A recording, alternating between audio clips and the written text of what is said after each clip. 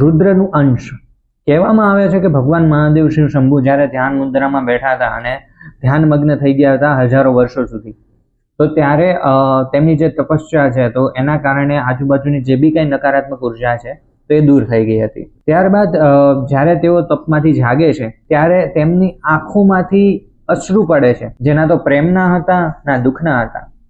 એ આંસુ હતા કરુણાના, કે જે પૃથ્વી પર પડ્યા બાદ કહેવામાં આવે છે કે રુદ્રાક્ષના વૃક્ષની અંદર પરિણમ્યા, મતલબ રુદ્રાક્ષના વૃક્ષ બની ગયા. અને એ જ રુદ્રાક્ષને આપણે ભગવાન શિવના આશીર્વાદ રૂપે આપણે ધારણ કરીએ છીએ. કહેવામાં આવે છે કે અત્યારે જે રુદ્રાક્ષ મળે છે એમાંથી 4 રુદ્રાક્ષમાંથી 2 રુદ્રાક્ષ ખોટા હોય છે. એ વસ્તુ ચોક્કસ સાચી છે. જ્યારે તમે યજ્ઞવેદીમાંથી કોઈ વસ્તુ મંગાવો છો તો એની સાથે તમને લેબ સર્ટિફાઈડ અને 100% ઓથેન્ટિકિટીનું પ્રૂફ તમને સાથે જ આપવામાં આવે છે.